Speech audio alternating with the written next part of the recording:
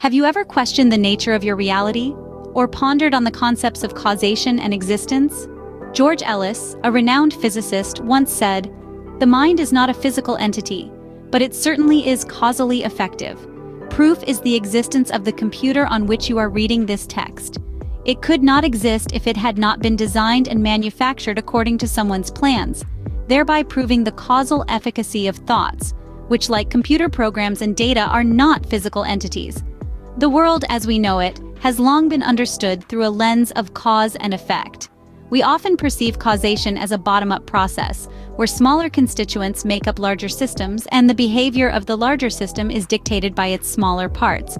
But what if we've been looking at it all wrong? What if the bigger picture influences the smaller pieces, and not just the other way around? Enter George Ellis, who challenges this traditional view of causation. Ellis introduces us to the concept of top-down causation, a paradigm shift that turns our understanding of causation and existence on its head. He postulates that higher-level structures, like the software running on a computer, can influence the behavior of lower-level structures, such as electrons. Ellis's opening quote is a testament to this idea. It's a reminder that our thoughts, our minds, though not physical entities, have the power to create and influence the physical world around us. Our minds, through the act of thinking, designing, and planning, have led to the existence of the very computer you might be using to watch this video. This perspective, as Ellis suggests, challenges reductionism, the belief that a system is nothing more than the sum of its parts.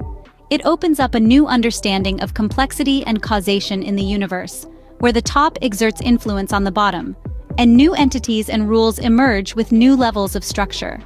This is the world of top-down causation, a world where the mind, a non-physical entity, can exert causal effects on physical reality. With this provocative thought, we delve into the fascinating world of top-down causation. So, what exactly is top-down causation? And how does it challenge our understanding of the world? Well, let's unfold this intriguing concept. Imagine a computer. We all know one, right? Now consider its software and hardware. The hardware, made up of physical components, is like the bottom level of our universe. The software, though not physically tangible, represents a higher level. This software, a non-physical entity, directs the functioning of the physical hardware. It's a bit like a puppeteer pulling the strings of a puppet. This is a perfect example of top-down causation. Now, you might be wondering, how does this challenge our conventional understanding? Well, traditionally, we've always thought of the world in terms of bottom-up causation. It's like building blocks, one thing leading to another, a cause and an effect. But top-down causation flips this concept. It's more of a ripple effect, where the uppermost layer, often non-physical, dictates the behavior of the layers below. Consider the quote by George Ellis. "The mind is not a physical entity, but it certainly is causally effective.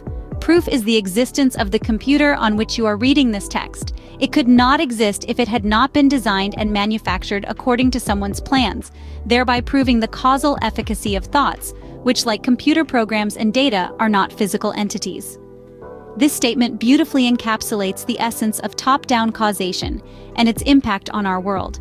So, in essence, top-down causation suggests that higher-level structures or entities, though often non-physical, have a profound influence on the lower-level physical structures. This idea challenges the reductionist view of the world and opens up a new understanding of the complexity and causation in the universe. As we can see, top-down causation flips our conventional understanding of causation on its head. This fascinating perspective changes the way we perceive the world and the interactions within it, making us question the very nature of cause and effect. Now that we understand what top-down causation is, let's explore its implications in the real world. Top-down causation presents a paradigm shift in how we understand the universe. Traditionally, we've looked at the world from a bottom-up perspective, where smaller components build up to create larger structures. But top-down causation flips this on its head, arguing that higher-level structures can and do influence their lower-level components. This perspective has profound implications for our understanding of complexity and causation. It challenges the concept of reductionism, which asserts that every system can be understood by breaking it down to its most basic parts. With top-down causation, we find that understanding the whole requires more than just understanding its parts. Consider a computer, for instance. The physical components, such as transistors and diodes, are essential, no doubt. But what governs the functioning of these components?